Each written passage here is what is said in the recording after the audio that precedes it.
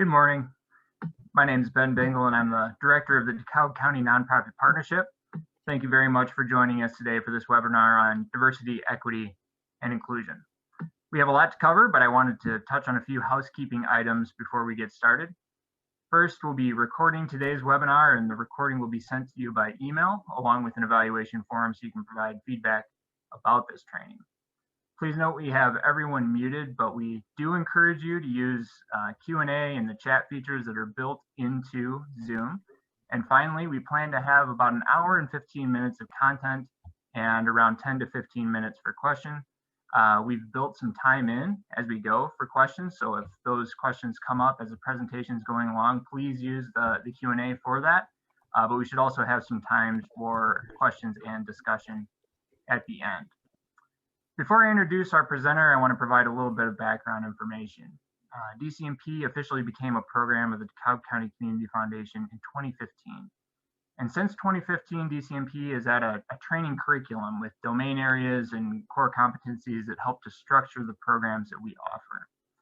Our program committee revisits this document regularly. It helps to ensure that this is a relevant document that changes along with the needs of our members.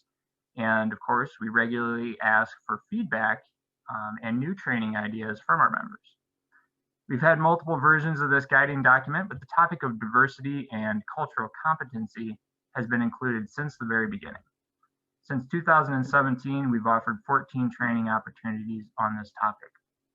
Today's webinar and our broader Inclusion, Diversity, Equity, and Action Initiative, or I.D.E.A. for short, are a natural continuation of that work. But we didn't develop this alone. The initiative is made possible by an anonymous donor, and we thank them very much for their generosity. We also thank our collaborators who helped develop this initiative. In fact, in a moment, we'll post a link in the chat so you can learn more about the initiative overall, and so that you can see our collaborators that will be listed on that webpage. They were absolutely instrumental in the development of this I.D.E.A. initiative, and we appreciate their involvement. At the end of the webinar, I'll also share a little bit more about the deep dive component of I.D.E.A., and we hope that you'll consider applying. But for now, it's my pleasure to introduce our presenter, I.D.E.A. Coleman. I met I.D.E.A. in 2015, and that was when she was the keynote speaker at our Nonprofit Day conference. And when I was fortunate, our paths would periodically cross since that time. Today, I.D.E.A. serves as Deputy Director of Equal Rights Advocates in San Francisco. She has expertise in nonprofit public policy, social impact best practices, strategic communications, values-based storytelling, and policy communications. She served the nonprofit sector for over 14 years as an advocate, lobbyist, and strategic communications professional. I.D.E.A. strives to make justice accessible and actionable. Her expertise in moving policy to action, along with her familiarity of DCNP and DeKalb County, help position her to lead each aspect of the I.D.E.A. initiative in partnership with DCNP. Welcome, I.D.E.A. Thank you so much for joining us today.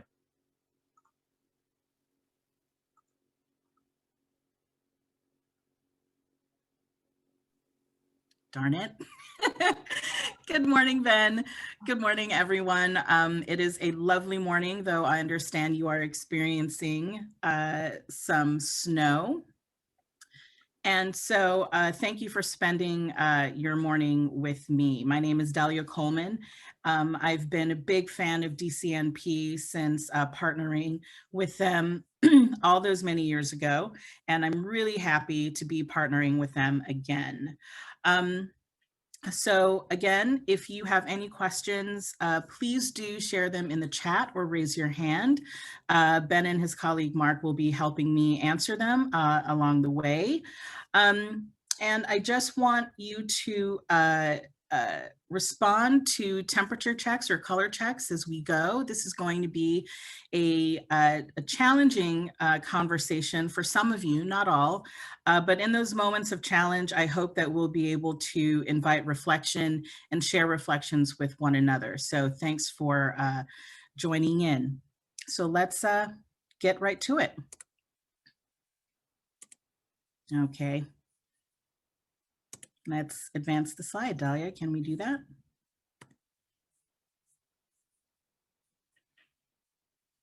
Hold on. Sorry, Ben. There's just slight delay in my presentation. Okay. There we go.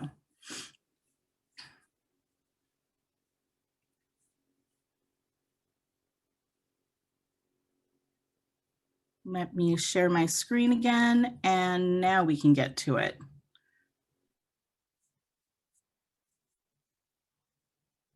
Okay. Ben, can you see my screen? Yes, we can. Great. Sorry about that little glitch. So what is the purpose of today? Today, when you leave this webinar, there are 4 things that I hope that you will leave with. One is a shared language about DEI concepts and a shared understanding of racial equity and implications for your mission. I'll be sort of weaving that throughout the entire presentation. A shared understanding of how inclusive policies can contribute to more equitable missions, and a framework, because all of this talk is better when there is a container around it. So think of a framework as a container.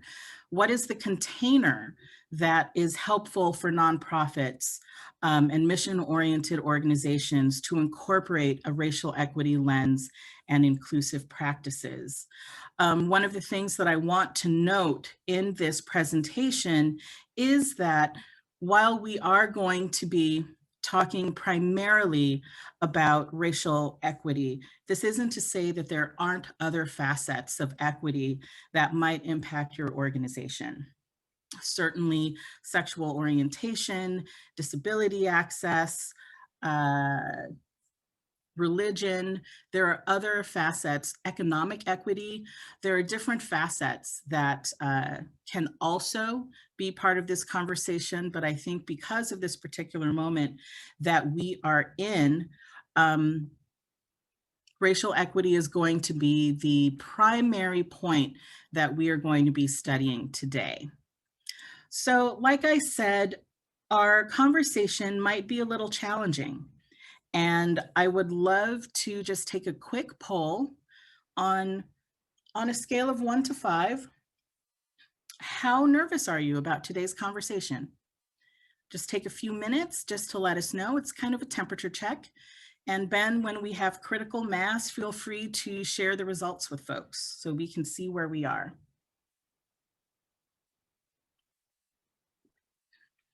Looking good.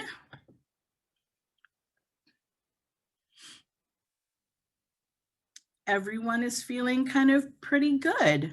That's awesome.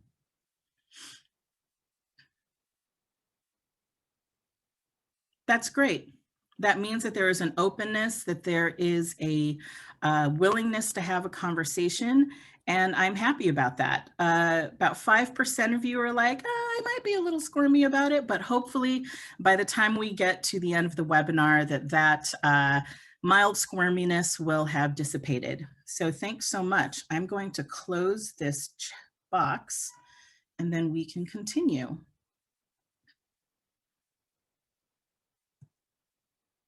So one of the things that's important is that for you to realize that this is having a courageous conversation. And when we have a courageous conversation, some of the things that we have to realize is that this isn't a conversation meant to make you feel guilty. This isn't a call out conversation. This is a call in conversation.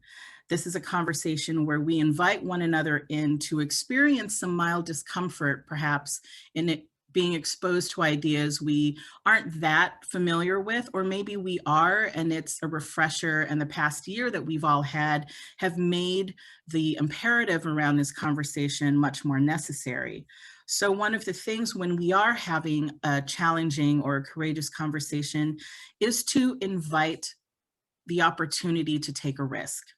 The more you are willing to risk, the more learning opportunity there is. And one of the things that I really value about partnering with DCNP is that this is a learning community. Staying silent out of fear or avoiding conflict, you miss the opportunity to authentically engage with one another. So I'm really hoping that this webinar gives us a chance to authentically engage, if not with one another, then to engage with ourselves. And then listen for understanding. This is a really key point. I want us all to go into this conversation with a willingness to give others grace, including the facilitator, me, but also to listen for what is really being said. Try and understand where another person or another point of view is coming from. Now, you'll see occasionally throughout the webinar these little color bars or color shapes, green, yellow, red. This is what I call a color check. It's kind of like a temperature check, but it's a way of indicating, where you are in the conversation. Green is everything is well within my comfort zone. Yellow is, feeling mildly squirmy. Red is, I am deeply uncomfortable and I want to leave. So I hope that, throughout different points, when we see a color check, that y'all will feel welcome to share what your color is in chat or respond to the poll. And then we can see where those points are. So we begin by recognizing the moment that we're in. The moment that we're in, racism is a public health issue and police brutality must stop, medical groups say. One of the reasons why I start with this is because of the year that we just emerged from. The year that we emerged from was an important year, not merely because of the pandemic, but what was happening in the background of the pandemic. When I talk to my colleagues in philanthropy, in the nonprofit sector, other DEI folks in the space, we all talk about how right now there is more urgency that organizations are feeling and using in order to open up spaces to have these conversations around racial equity and other kinds of equity. So the moment that we are in right now, DCNP is a part of that, and your community is a part of that. Thinking about how racism and other forms of oppression affect communities is really the context for your nonprofit mission. And that brings us to contextualizing diversity, equity, and inclusion in our current moment. I want to give a slight content warning. Some of the images that you'll be seeing might be a little difficult because they're images from 2020. So 2020 was a very extra year. So let's acknowledge that this conversation that we're having is not new, but the pace of these conversations is quickening because the moment is becoming more urgent. One of the first things that we're aware of, the context, is COVID, the pandemic. Here in California, our pandemic is raging. I know that in Illinois, Governor Pritzker is doing slightly better than our governor out here in California.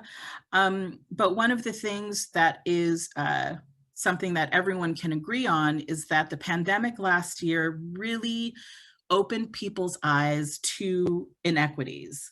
Disparities, when some populations were more affected by COVID-19 more than other populations.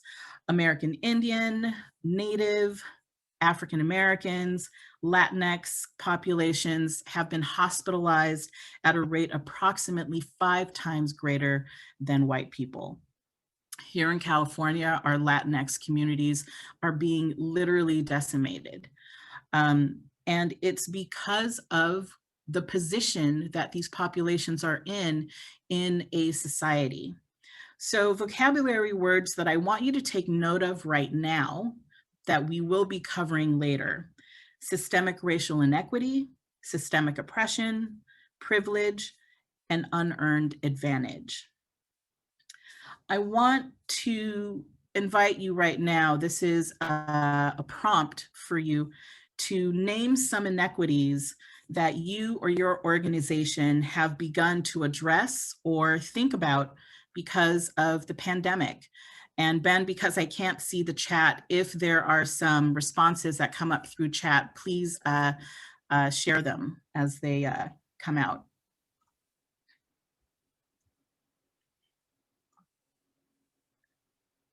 These inequities can be like childcare inequities, education access, housing inequities, economic inequities. What are some of the inequities that your organization is trying to address as a result of the pandemic? A couple that have come in, Delia, access to vaccines, access to childcare and transportation. Transportation, childcare, healthcare. Those are big ones. Those are big systems where if you look a little bit close, you can see how different populations are experiencing different things in those systems. So good one. Thank you. Access to internet, equal workers' rights, appointment access, equal payment for women. You have somebody who piggybacks on that with disproportionate job loss among women, access to healthy food, access to decent housing, early education resources, safe access to courts. It's all of it, right? It's all of it.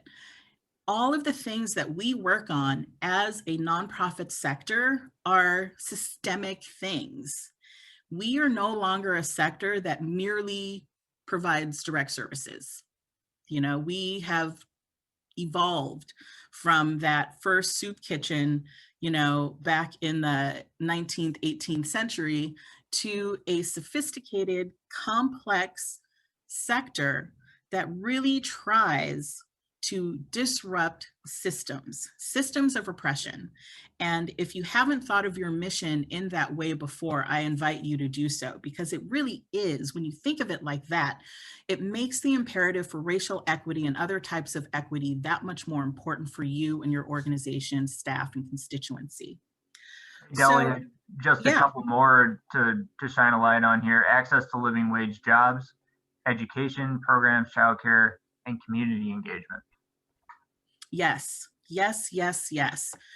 The Department of Labor study that came out last month showing that all of the job loss in December were women's jobs, and the majority of those jobs were Black and Latinx women. Stunning. That is a major source of inequity, gender inequity. So again, we might be talking about racial inequity in this particular conversation, but there are so many other types of inequities that intersect with racial inequity. So thank you for that. Another thing that happened last year that kind of contributes to the container of the context of DEI right now, because of COVID-19, a lot of us were home. I mean, I was home, I'm still home.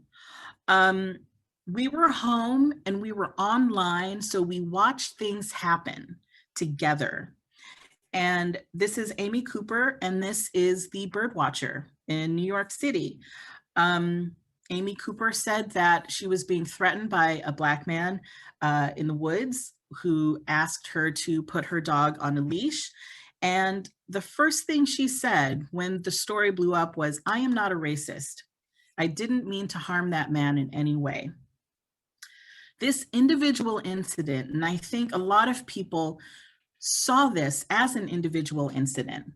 For other people, this was not an individual incident, but one out of many incidents, creating a pattern, creating a system of behavior, creating a public display of what racism is, what unintended racism, what unacknowledged racism looks like. So vocabulary words for this: race, racism, privilege and unearned advantage, and implicit bias. That is something that we are going to be talking about a little bit later. When most of us think about race and racial equity and racism, we usually stay in this moment, the Amy Cooper and the birdwatcher moment, as personal interactions. Well, I would never do that in a personal interaction, therefore I am not racist. If racial equity only relied on individual moments of interaction, we would all be fine because we are all, for the most part, fine, good people. I grew up in church. I don't know what any of your religious backgrounds are, but I grew up in church and I was raised to be a good person. Being a good person does not mean that we don't have an obligation to fight systems of oppression, particularly racial systems of inequity. And then there was this moment, the moment that was literally the catalyst for a summer of protests across the country. Nearly every major metropolitan and suburban community across the country protested what happened in Minneapolis with George Floyd. And again, for 8 minutes and 46 seconds, all of us, because we were home, because we were online, from different communities, we were able to get really close to and see in real time what a particular type of inequity and oppression and injustice looked like. We were able to be proximate to the communities who were most at risk, and we didn't turn away. Because of this moment, because of the fact that we all saw this moment, we were able to join together and mobilize, again, some vocabulary words: systemic racial inequity, oppression, equity, and racial justice. This was a terrible moment, but because of that mobilization, it was also a fruitful moment. That mobilization is an opportunity for change. A lot of us, I work for a gender rights organization, and so our lens is primarily through the lens of gender. When George Floyd happened, that was a wake-up call for people in my own organization, and we're like the wokest of the woke. But it was a wake-up call to our organization to look very closely at how our work intersects with racial justice, and how the work that we do and the systems that we touch in different ways also touch communities that we need to see in a different light. So this moment that we have all been in has been building for a while. And Ben, I would like to do a color check, if we can, if there is a poll. How are people feeling right now? Green, I'm in my comfort zone. Yellow, feeling mildly squirmy. Red, I'm deeply uncomfortable and I want to go back to bed.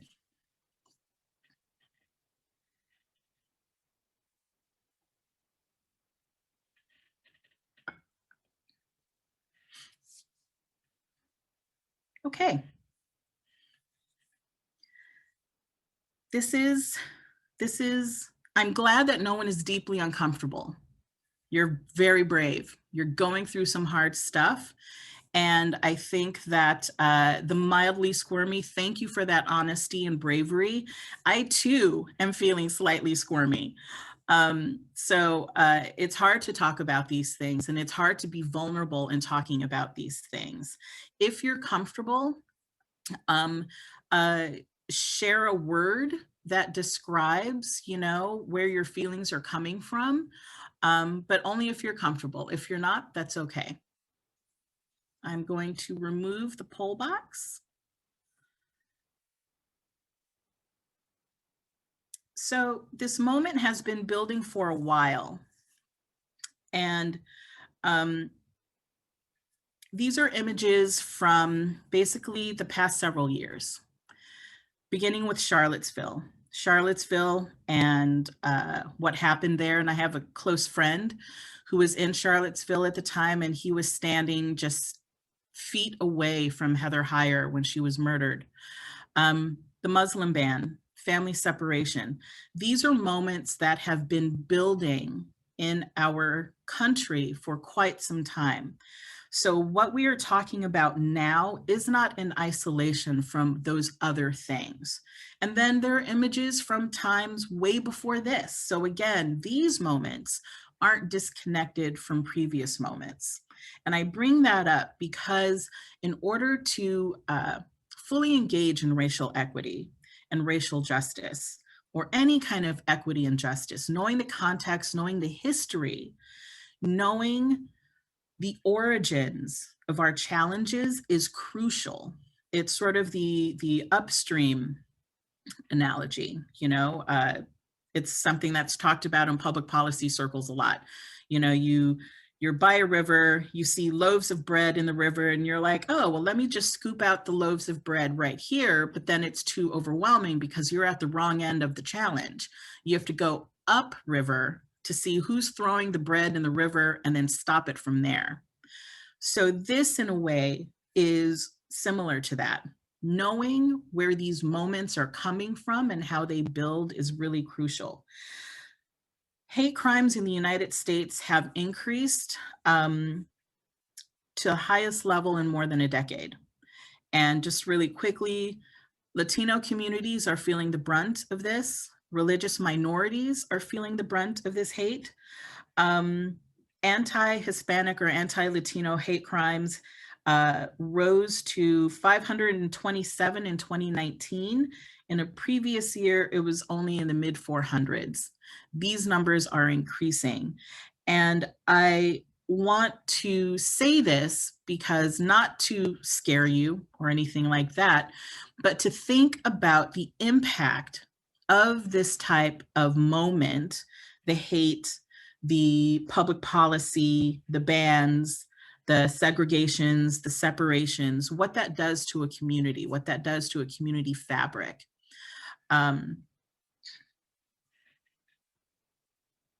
So it's time for a change. One point that I want to make is that it's not merely enough for a nonprofit sector to deliver services. If we aren't willing to address the social context of those services, why our community needs those services, why our community doesn't have access to those services in more equitable ways, why those systems are in place in the first place, our nonprofits then become inadvertent gatekeepers to injustice.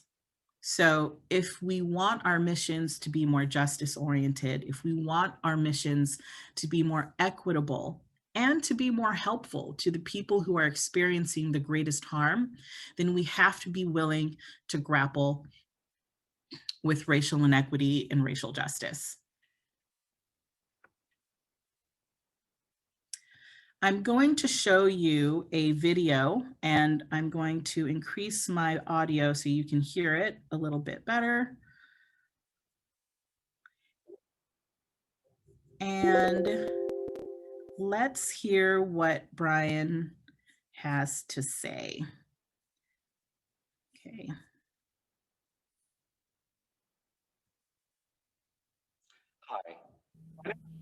Hi, my name is Brian Stevenson, and I'm the founder and executive director of the Equal Justice Initiative in Montgomery, Alabama.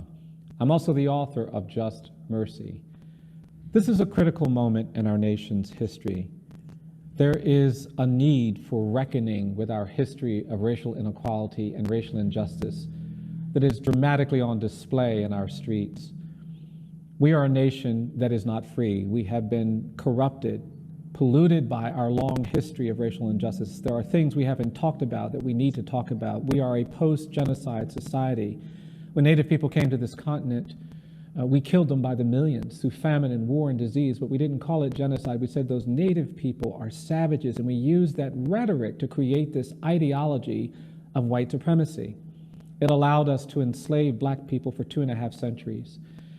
And the great evil of American slavery wasn't the involuntary servitude, it wasn't the bondage, it was this fiction that Black people aren't as good as white people, that Black people are less deserving, less evolved, less capable. And that ideology of white supremacy survived the Civil War. I've often argued that slavery doesn't end in 1865, it just evolves. We were promised freedom and the right to vote, but what we received was terror and violence and lynching For nearly a century, Black people were pulled out of their homes. They were beaten, they were hanged, they were drowned, they were menaced and traumatized. That terrorism went uncorrected. It would be the police sometimes that would step away and allow the mobs to pull Black people out of the jail, and where they would, and then literally lynch them on the courthouse lawn. In the 1950s and 60s, courageous Black people challenged this legacy of Jim Crow and segregation, put on their Sunday best to protest nonviolently, and they would pray and they would fight and they would march, and they'd be on their knees sometimes and still get battered and brutalized by police officers. The laws changed, but that narrative persisted. And even today, there is a presumption of dangerousness and guilt that gets assigned to Black and brown people. And you can be an actor, you can be a musician, you can be a teacher, you can be a clergy member, you can be an engineer. It doesn't matter how hard you work or how much money you acquire. You will go places if you're Black in this country, and you'll have to navigate these presumptions of dangerousness and guilt. I've gotten old enough to tell you that it's exhausting. Things need to change. We need an era of truth and justice in America.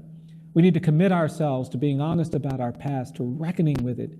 In South Africa, there was a period of truth and reconciliation. In Rwanda, in Germany, there's been truth and justice. In Germany, there are no Adolf Hitler statues. In this country, the American South is littered with the iconography of the Confederacy. Truth and justice is sequential. You can't have truth and reconciliation. You can't have truth and reparation. You can't have truth and restoration at the same time. These things are sequential. You have to tell the truth before you get to the restoration, before you get to the reconciliation. I'm excited because in this moment, we have an opportunity to do more, to do better. I believe there's something better waiting for us in America. I think there's something that feels more like freedom, feels more like equality, feels more like justice waiting for us. But to get there, we're going to have to commit to reckoning with our history, to telling the truth about our past, to engaging in important dialogue and conversations. I'm excited that you are having some of those conversations. You are part of this effort. I want to thank you for that and invite you all to come and see us in Montgomery, but more than that, to invite you to continue being part of this process to change America, to lift up truth and justice. Every time I have now watched that video like 10 times. And every time I watch it, I get chills because it is a sobering thing that Brian says, but it is also aspirational and inspiring. And right now, I invite you to take a few seconds to write down privately your own reaction to Brian's words and his encouragement to take part in these conversations and change our society. You can share that reflection in chat if you like, or keep it handy when we get to the last part of this webinar. Something that I want to reiterate is the engagement that Brian Stevenson is asking for us, from us, is for us to become closer to the communities that we serve. Nothing about us without us. That is something that a lot of activists and advocates at the community level say.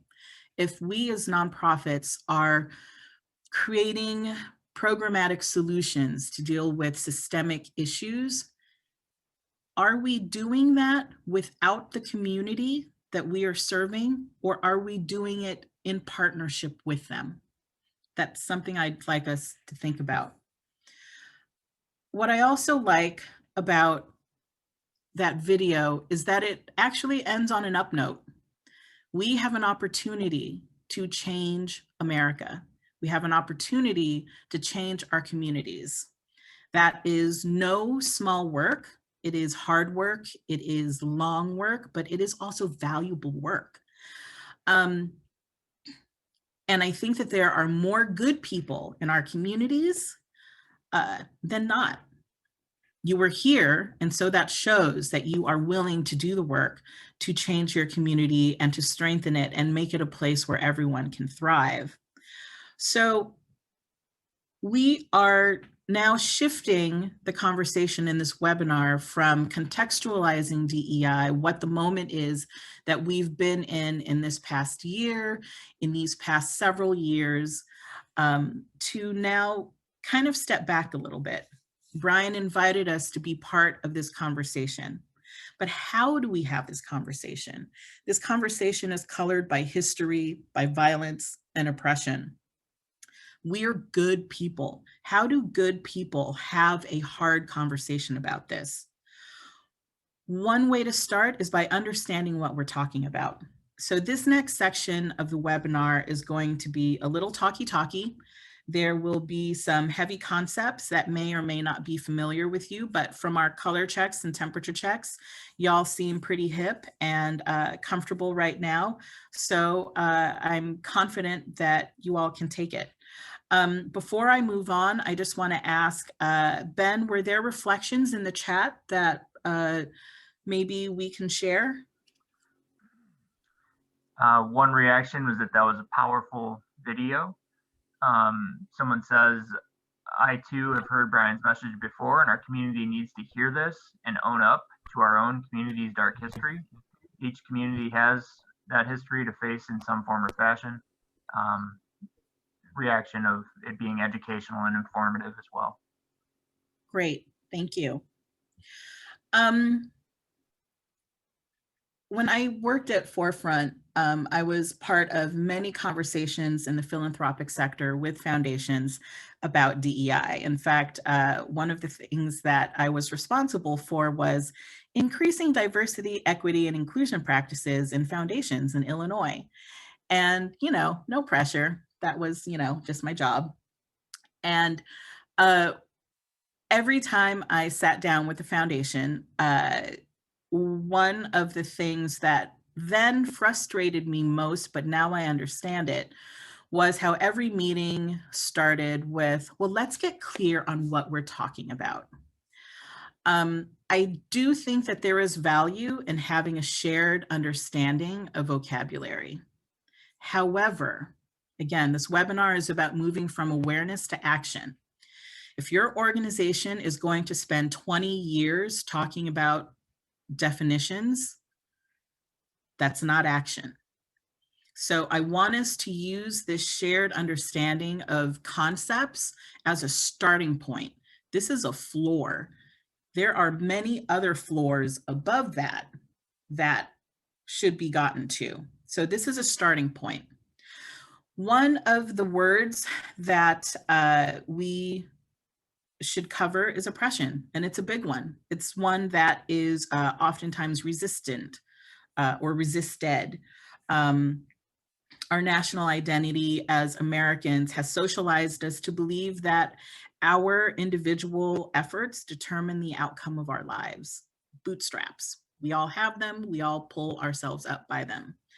To believe that oppression exists and exerts itself onto whole communities because of skin color or some other characteristic creates a kind of cognitive dissonance. That's not American. No, it isn't. It is actually the opposite of what America is supposed to stand for. Think about that bird watcher going about his daily life. The Latinx and Native families decimated by COVID, going to work and being exposed. The Muslim families banned from travel, just trying to see their families. Black and brown communities just trying to do normal things, things that other folks don't die from. That's oppression. And the stress of that is immense. It is a system of unjust treatment built into daily life beyond individual acts. So I encourage us to move from the micro, personal interaction, interpersonal goodness versus badness, to macro, systemic things, institutional things.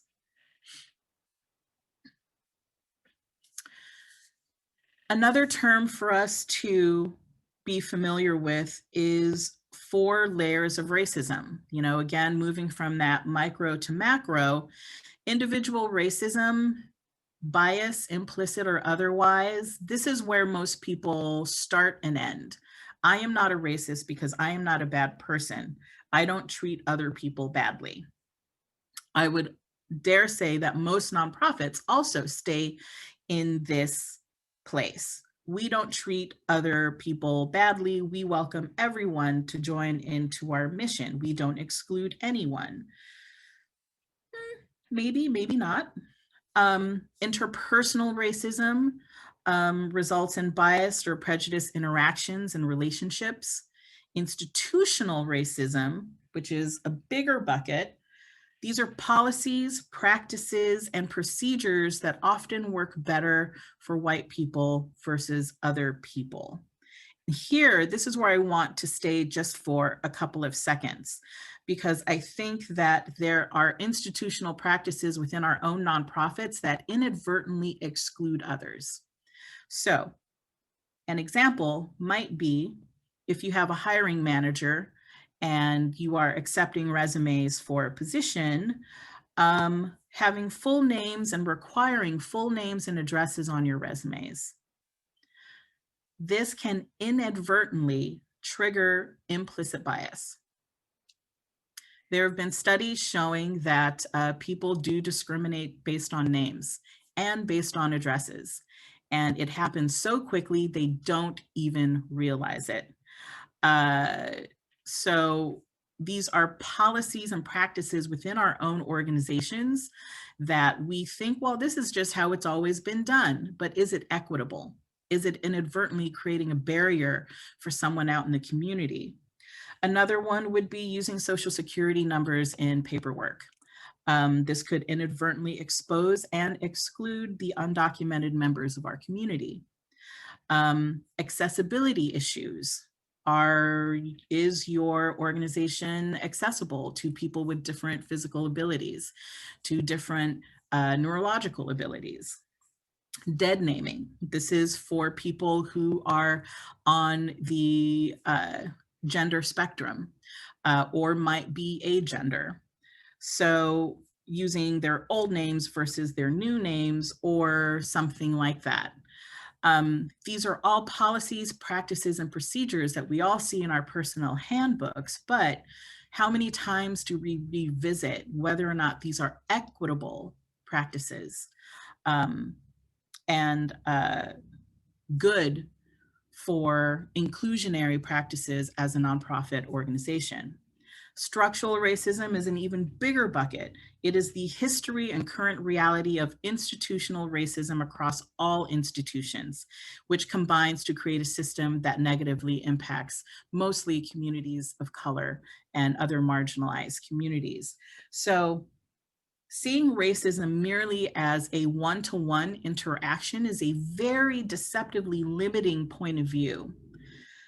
Our organizations need to be adept at seeing the different layers and seeing where they fit in those layers. Where is the point of entry for your organization and for your mission? Microaggressions. This is something that most people have heard about. The difference between a microaggression and an overt discrimination or macroaggression is that people who commit microaggressions are often not aware that they're doing them. We've heard about them. One that is common for women of color in the workplace is the hair issue. I had a junior attorney on my team, and during a meeting, I watched her supervisor just kind of reach out continually throughout the meeting to touch her hair, uninvited. Later, that junior attorney, who was African-American, quit. And in her exit interview, listed all of the times her supervisor had touched her hair without permission. That was a microaggression that had the potential to create a racially hostile work environment. And it did eventually push out this young attorney and really gave a horrible impression of our organization. Microaggressions build up. They can imply They can say, give a message to marginalized members of your community that you're not as inclusive as you say you are. So what does action look like when there is microaggressions happening? It looks like equipping your team with bystander training so they know how to deliver a nonviolent communication that disrupts a microaggression and builds awareness among the team when it is happening. Knowing what a microaggression is one thing. Knowing how to stop it and disrupt it is another. That is another muscle that needs to be built in our sector in order to be more inclusive, in order to signal our willingness to be more equitable in our practices. Oops, sorry. Structural racism. And if there are questions along the way, please do raise your hand. And Ben, if there are questions, feel free to interrupt me because I can't see chat right now. So structural racism. Structural racism is a big term, and it's often a term that people stumble on. So the basic definition about structural racism is it's about impact. It is about the misuse of power that results in the disproportionate denial of opportunity to another group, mostly people of color or another marginalized group. For example,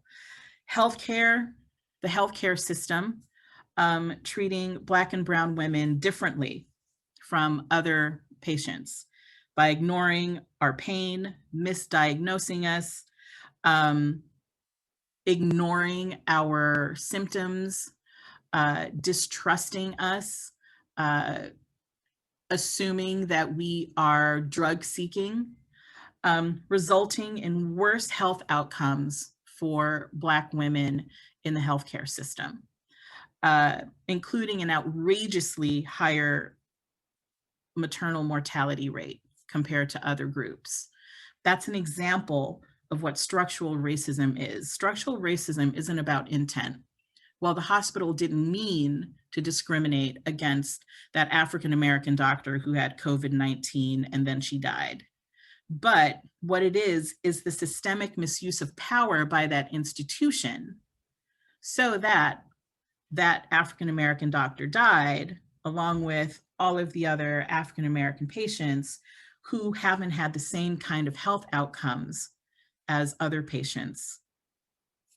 That's one example. Are there any questions about that? Okay.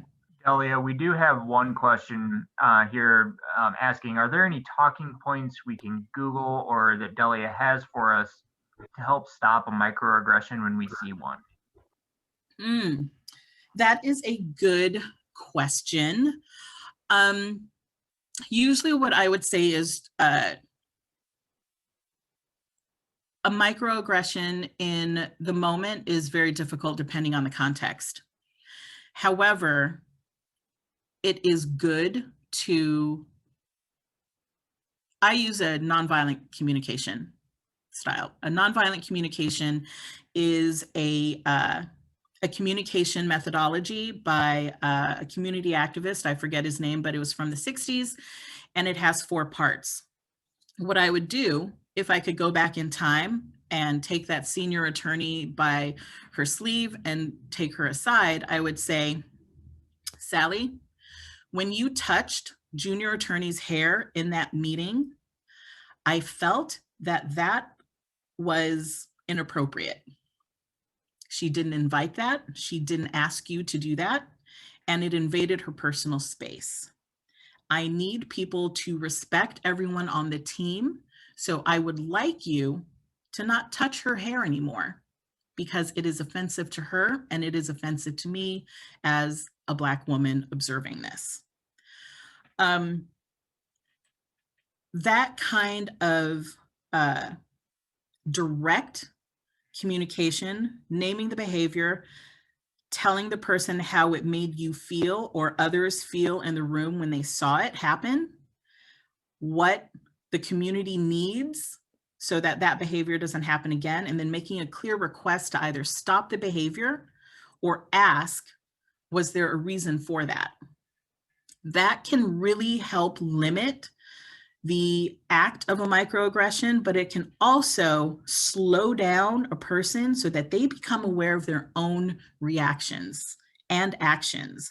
Microaggressions happen unknowingly all the time. What you want to do is build in a mechanism so that everyone can have a way to slow the interaction down. That's what I would recommend. Good question, and thank you. And if I find something about that, bystander training actually is also very helpful. Bystander training is a series of trainings for people when there is something happening like bullying or street harassment, how bystanders can intervene to de-escalate the moment and redirect the energy. That's also very helpful. There have been a couple kind of piggybacking questions here. One is how to do this in a way where you're not being seen as difficult, and another is, you know, most specifically about how to address microaggressions as a white person without falling into the quote white savior trope. So I think you've touched on that, but maybe you want to elaborate a little bit more on those specifically. So when it comes to microaggressions and white people, one, if you're a white person who can recognize a microaggression when it's happening, that is awesome. Because oftentimes there is a lack, like people of color, when we see something happening, we're like, oh, that was problematic. And other people are like, what happened? And then we have to explain it. And then it's just like, never mind, you know, and it just gets filed away into like, But if you are a white ally and you see a microaggression happen, you have a lot of social power to be part of that disruption. And it's not about you becoming a savior or showing who like, no, I've got this. I know exactly how to handle this now. It's really about you using the power that you have as a white person in an organization to model equity, and this is not how we treat our team members. Modeling what the standard is, not about being a savior, but modeling how we can be more radically inclusive with one another. So doing it offline, especially if the person who was the actor is another white person, who the messenger is often important. So power to power, communicating with one another usually goes a lot farther than having someone with less power, less positional power in an organization going to someone else going, that was problematic, because then that's going to create some feelings. So that's the best way that I can answer that. But if you are a white person who recognizes a microaggression and you want to act on it, one, the fact that you recognized it is great, because often these things are hidden. Two, using a nonviolent communication style to describe the behavior, how it made you feel, and what you need from your colleague, and then making a clear request. I would like us not to have that happen again.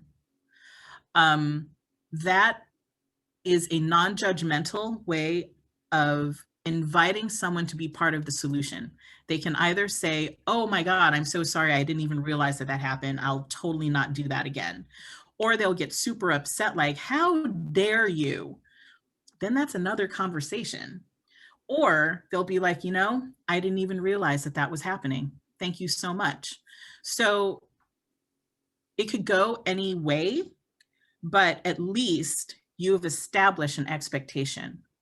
Again, that's going from awareness to a little bit more action. I hope that helps. Race. So race is a fiction. when we think about race, this is the Wikipedia, thank God for Wikipedia, definition of race. It's a social construct. It is fake news, basically. The flawed principle of race has laid the groundwork that some races are better than others, creating imbalances. I saw a young person on Twitter the other day say that the meaning and function of race is real. And that's what makes race important as a category, because even though it is a social construct, the meaning that our society has placed on race has driven economic policy, social policy, housing policy, transportation policy, healthcare policy. And all of those policies have a real impact and effect on real populations. So really very quickly, 2 questions about race. 1, humans have about 30,000 genes. On average, how many genes separate all members of one race from all members of another race? Just very quickly. A, none. B, 23. D, 142. D, 1,008. E, we don't know. Someone raise their hand and give an answer.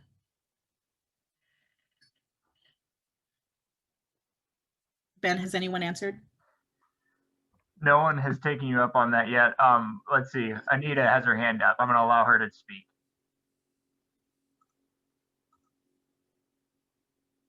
Anita, are you there? Here You we have to go. unmute. I'd suggest it's A, none.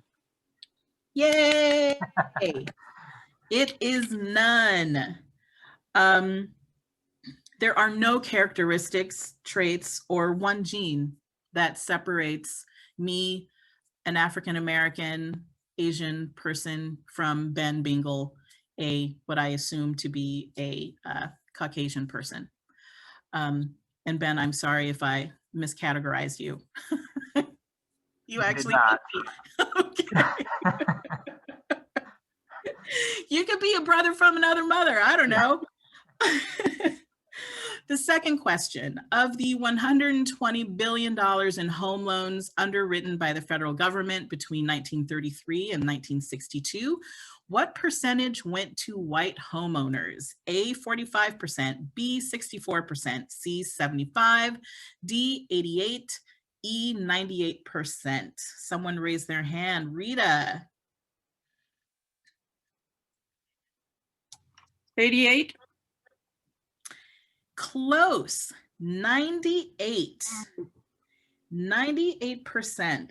Beginning in the 30s and 40s, federal government created programs that subsidized low-cost home loans, opening up home ownership to millions of Americans, and 98% of those home loans went to white people.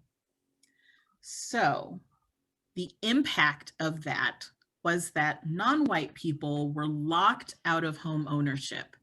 When you don't have access to home ownership, you can't build wealth. You don't have assets.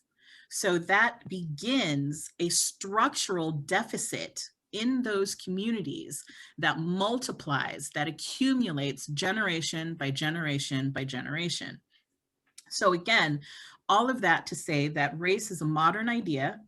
It has no genetic basis. However, race is used to justify social inequities as natural.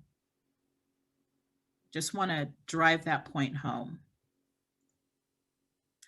Privilege. Privilege is another concept that usually is when, if we are talking to people who are unfamiliar with this work and with this space and with the language that we're using, that is usually when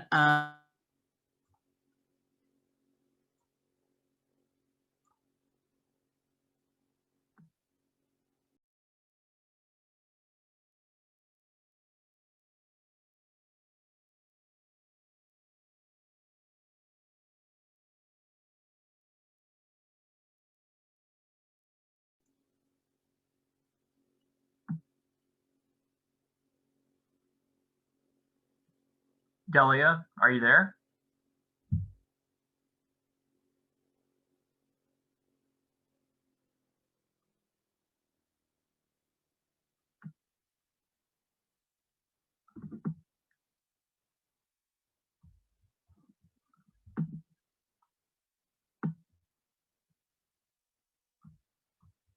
Everybody just bear with us as we get reset. I think we lost Delia.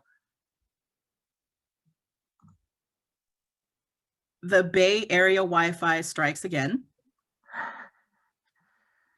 Glad you're back. Yeah, I'm glad too.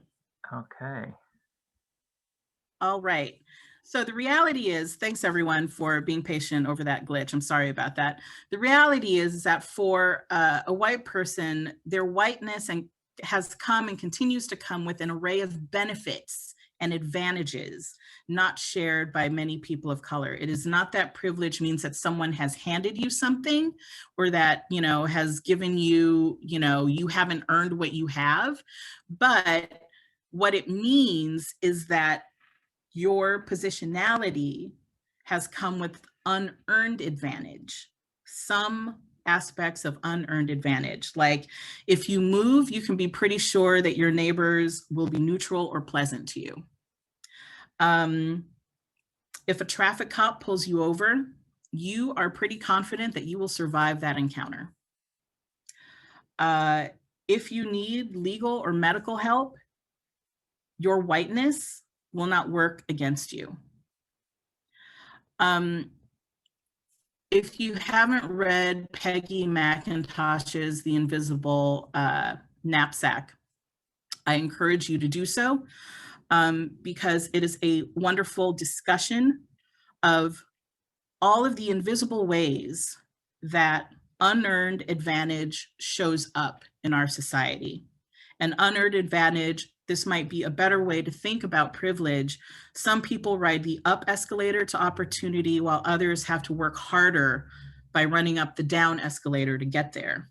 And when we say unearned, it's something that we are born into, and you didn't do anything specific to acquire, earn, or experience certain situations. That's what I mean by unearned. Again, it doesn't mean that you should feel guilty for living in a nice house. It doesn't mean that you should feel guilty for being in a particular community, for having gone to college, for being employed, but it means that you should be aware of how your navigation of this world is perhaps a little bit smoother than other people's navigation of this world.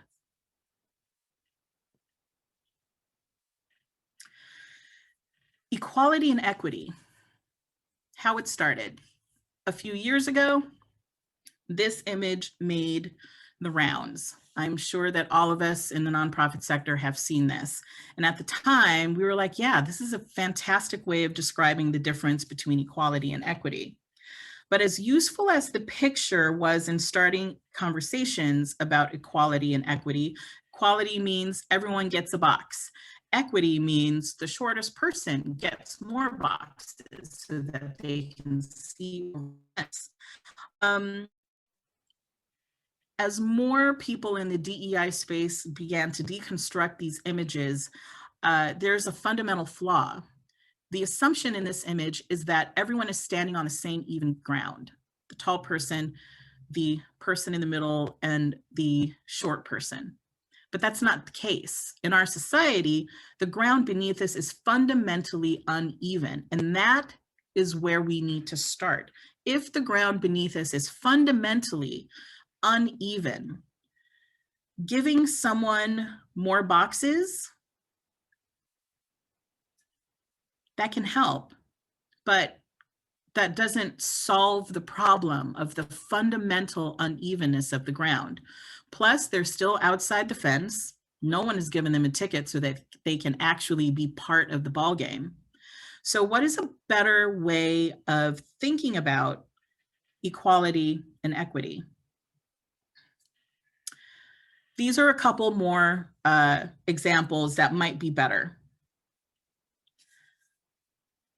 Equity, each to their need. So in the image on the left, equality, everyone has a bike. What's your problem? Well, their bikes don't necessarily fit them. The woman in the wheelchair can't ride her bike. The kid, his bike is too big. The tall guy, his bike is too small. Equity means giving them each a bike that suits their experiences and their need. The image on the right is also a good explanation of these concepts. Inequality is the unequal access to opportunities and resources. Access is the key point there. Equality, where you see the little boy and the little girl, both reaching for the apples. Equality looks like evenly distributed tools and assistance. They both have a ladder, they both have a bag to get the apples. What's the problem? Well, the problem is that the boy still can reach the apples and the little girl can't. Equity means giving custom tools that identify and address structural inequality. Again, unequal access. It is the dismantling of systems and structures, policies, practices through which our resources are unevenly distributed. And it requires all members of our society to do this. So with equity, the little girl has the taller ladder so that she can reach the apples. But justice takes this a step further. Justice says, fix the damn tree. Fix the tree, the system, so that there is equal access to tools and opportunities and resources. Harder work, needing more people, needing more input, needing a bigger lens to see the challenge. Any questions or reflections about that? There are people just saying that they really like this image as a way to explain the concepts. Somebody's saying this is wonderful, and just agreement around the fact that you explained that typically we see that first image of the individuals trying to look over the fence, and of course this discussion has now evolved. One thing that a question you don't have to answer here, but a question that I would encourage you to go back to your organizations is, when you think about this image of inequality, equality, equity, and justice, and your organization, where is your organization? Is your organization delivering programs and engaging with community with an equality lens, an equity lens, or a justice lens? Where are you with that? I would encourage you to ponder that when you go back to your own shops. Unconscious bias. Again, this comes up in the Amy Cooper and microaggressions. Unconscious bias and microaggressions are often very similarly linked. The attitudes, types of understand actions and decisions, and they are activated involuntarily without awareness or intentional control, and everyone is susceptible, even I. More often than not, the choices we make that discriminate against one group and in favor of another, most biases are formed by the time we're 7.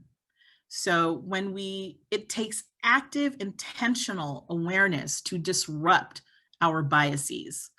So as organizations, as people who work in nonprofit organizations, constantly questioning ourselves, where is this feeling coming from? Where is this resistance that I'm feeling coming from? Where is this idea coming from? All of that contributes to a more equitable system. If we go into our programs and missions saying, well, this is how it's always been done, and this is how it works best, really? Does it?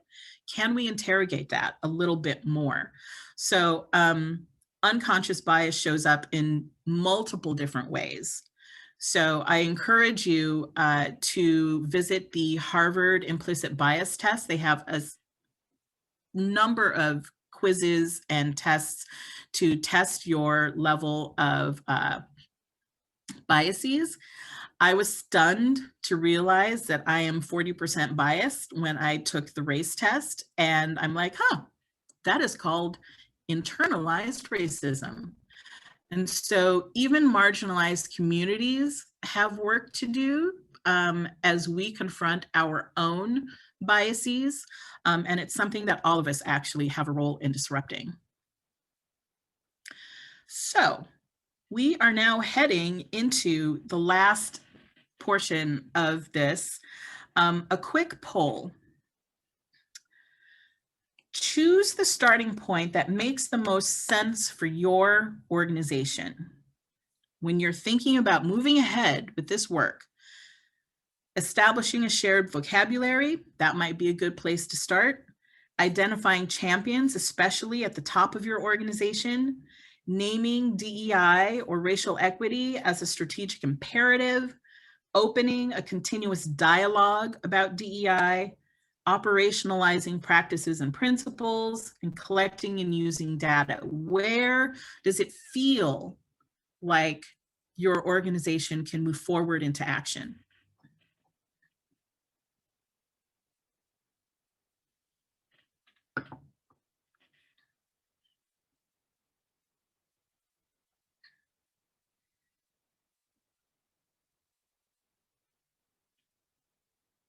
Responses are coming in. We're about 69% of y'all have voted. Looks like opening a continuous dialogue about DEI is in the lead, with 36% of you going, yeah, that seems natural to us. Okay, so naming DEI as a strategic imperative. Ben, why don't we publish these results? You know, for whatever reason, it was lagging on that, so I'm going to share it now. Okay. All right. So continuing a dialogue about DEI in your organization, naming DEI as a strategic imperative, and operationalizing practices and principles. I'm really grateful that DCNP has this I.D.E.A initiative because that really that deeper dive is really going to concentrate on operationalizing some of the practices and principles, as well as opening a continuous dialogue about DEI, your organization. I want to say a couple of points about these things before we get into the next slide. And we're literally just like one slide away from the end, which is, why is it important? And I'm going to close this box. Why is it important to look for champions at the leadership level? And for those of you who are involved in volunteer-run organizations, this isn't to leave you out either, because every organization always has either someone who is in formal authority or informal authority. And when Ben and I were talking about this, we were talking about the prototypical volunteer called Shelley. Shelley is always at all of the meetings. Shelley is always the first one to speak, and always has ideas about what needs to happen next. And she is the de facto leading volunteer of an organization. If Shelley isn't on board, then no one's on board. So if you're a volunteer-run organization, why should DEI champions come from the Shelleys and not other people? It's about the power to create change. Who has the power to create these changes within your organization? It is not likely to be the most junior person on your team. The most junior person on your team might be the most passionate, but they don't have the power to change the personnel handbook. Your HR director does. Your board does. You do. So thinking about power and where that championing needs to come from is important. Operationalizing practices and principles. Again, awareness is good. Manifesting your awareness in things that people experience is better. So I just wanted to star those two things. So a framework then is, oh, and the picture of the baby is like, you know, why start? How do we start? Well, you start with baby steps. So that's why there's a picture of a baby. Also, everyone likes babies. A framework for advancing to action. I don't want to imply that this is from low lift to big lift, although that is certainly a way to see it. But each of these categories are important. And when I say framework, basically, it's to give you a container for the folks who are results oriented and is like, okay, I've learned a lot, I've learned some vocabulary, but now I want to do something. Well, these are some areas where you can do something and what it looks like. Having a strategic commitment to DEI looks like looking at your vision and mission statement and looking at your strategic plan. What are your organizational policies? What is the board and staff diversity like? Your vendor diversity, your asset investment, if you're large enough to actually have asset investment as part of your portfolio, and what is your program policy? What do your program policies say about diversity, equity, and inclusion, like explicitly, not just, well, our healthcare access program, of course, welcomes everyone. No, you have to be explicit about who it is you're serving and why. Operational practices in hiring, your affinity groups, donor engagement. Do you always pick donors from one community and ignore cultivating donors in another?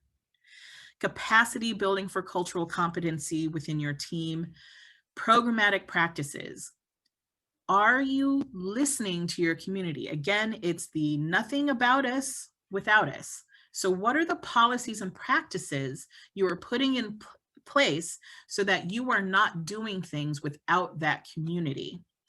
How are you understanding structural inequities?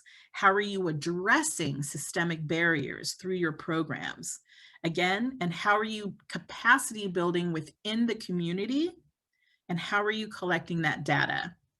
Data as a measurement of progress on DEI, people are like, well, data is so, you know, that's white supremacist culture. Yes, perhaps, but also how do you know that you're successful? So you need to pick a rubric of some kind to know that you are making progress in your action steps.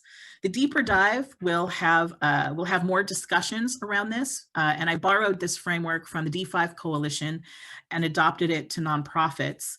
And it's going to be a really rich conversation and hopefully provide opportunities for people to see where they can make a difference in their organization as well as in their communities. And I also want to end on this note.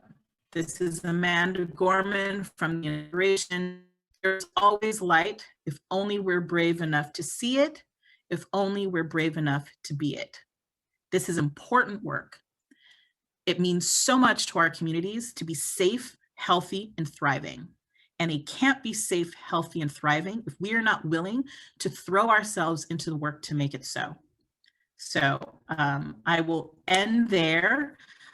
Show you a few of my resources. I borrowed heavily from Vernetta Walker, who is a board source, DEI board governance expert, Janine Hill, who is also a DEI consultant and expert, the D5 initiative, and also Peggy McIntosh, the Invisible Backpack.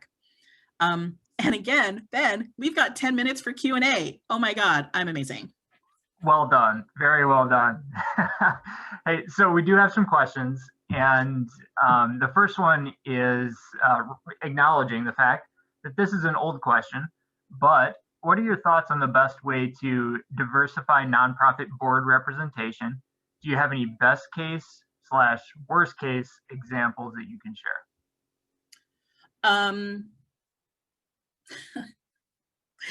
I have so many worst case examples to share simply because of my past life, but I don't want to spill the tea on anyone, so I'll, just be anonymous. I think when you're thinking about diversifying your board, understand that representation is not enough.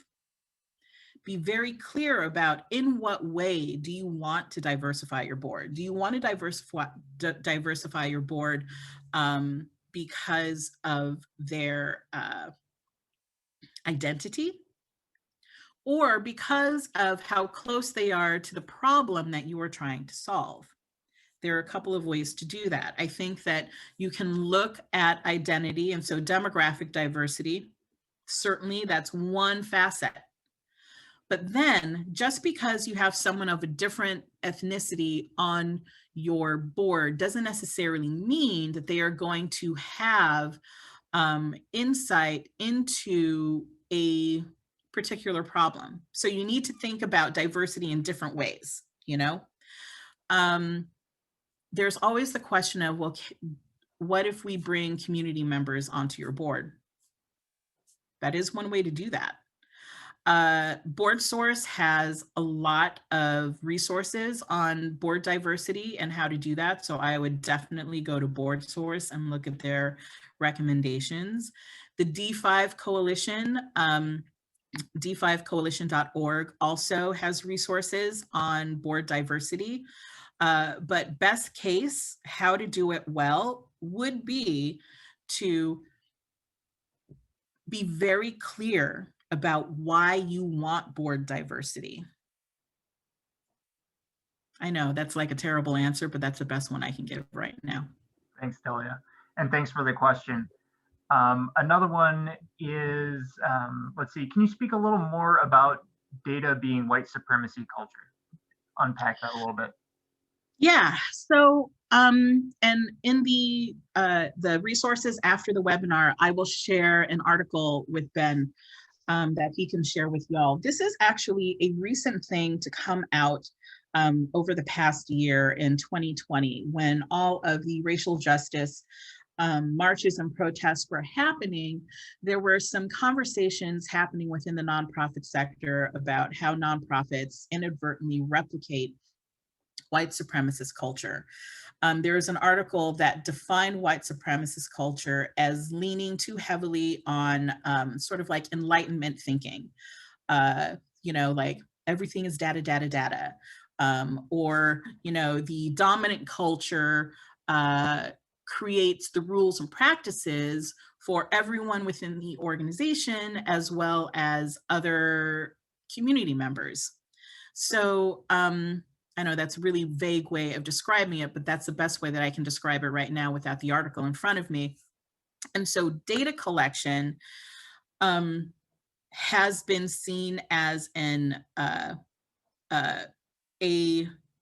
very narrow way, especially quantitative data, a very narrow way and biased way of measuring impact that doesn't take into consideration other cultural practices that might see success in a different way. So your data, I would say, your data can be quantitative, let's count the things, or it can be qualitative. Let's tell stories about the things to show how we have moved from point A to point B. So there can be more diversity in that. One person noted that you broke up a little bit when discussing how justice would respond in the particular image that you were showing. So wondering if you could kind of just repeat and reiterate what you were saying on that slide.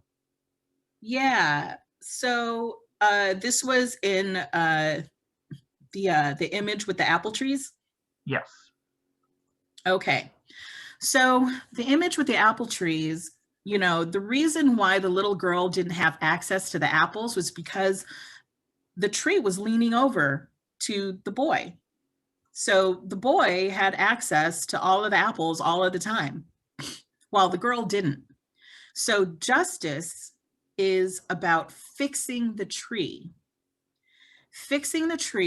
so that it's standing straight, so that both the boy and the girl can have equal access to the apples.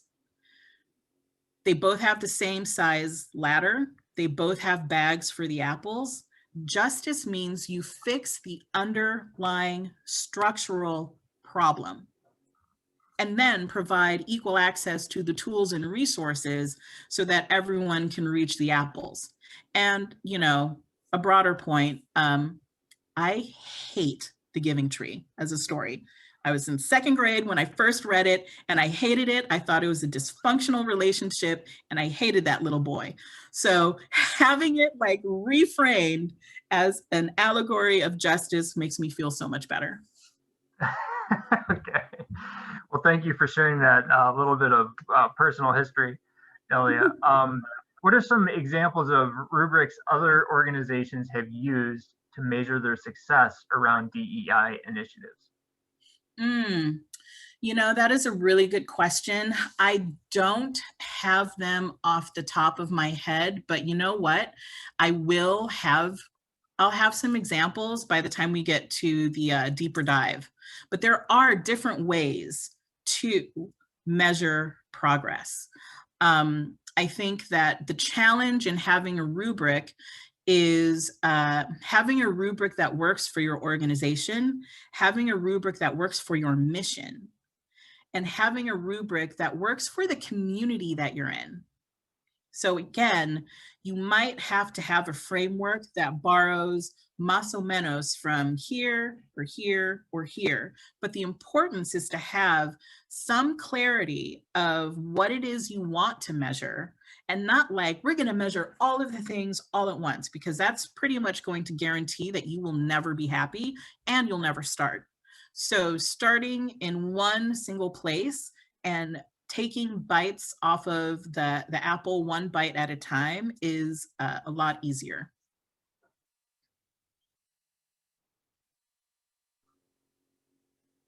Let's see, question if they will have access to the presentation slides, and yes, we will send that out along with the recording and the evaluation link. So that's the last question that we have, and we're right on time here, Delia. So thank you so much. Such valuable content, and we really appreciate you presenting today. And to everybody in the audience, thank you for joining us as well. Let's hear it for Delia in the chat. It's already been coming in, talking about you're such a great presenter, wonderful presentation. So so grateful and thankful for that. For those of you who are seeking a little bit of a deeper dive, Delia just alluded to that a moment ago. We invite you to check out our website and learn more about the I.D.E.A. pilot opportunity. Up to 4 eligible DCNP members will be selected for this 8-month immersive opportunity to work closely with Delia and a cohort of your peers. Through this initiative, you'll select a policy or procedure from within your organization that Delia will then analyze through a DEI lens. She's going to then offer some recommendations for improvement. After receiving those recommendations, you'll be encouraged to implement the changes. Hopefully you picked up on the theme from this webinar. The idea is to move that policy into action. After about 4 months has passed, we'll reconvene, discuss the implementation process, successes, challenges, etc. And this in-depth consulting experience is available for free. It's available free of charge due to donor generosity. And again, we were able to accommodate up to 4 organizations through a competitive application process. The deadline is coming up fast, so January 28th at noon. If you're interested, we encourage you to visit our website to learn more, and you can always contact me directly with questions or to discuss. Delia, do you have anything to add on to that? I would only add that this is an amazing opportunity, not just because I'll be part of it, but it's an amazing opportunity to take the luxury of digging deeply into something that really will benefit organizations. A community of practice like this is rare, and now is the time for it. So thank you all. It's good to see some old friends. Anita, I'm looking at you, that I've worked with in the past, and I can't wait to continue working with you. And thanks for being patient with my Wi-Fi glitches. Oops. Yeah, no worries. Okay, so in closing, we encourage you to visit dcnp.org, follow us on Facebook for upcoming trainings and opportunities. We're in the middle of our 2021 membership drive, so you can all visit the site, renew, or become a member for the first time. And we have Give DeKalb County registration beginning on Monday, and our first informational webinar is on February 4th. So there's a lot on the horizon for DCNP members as the Giving Day gears up. Once again, thank you for attending, and my sincere gratitude and thanks goes to Delia for sharing her time and expertise with all of us today. Thank you very much, and take care.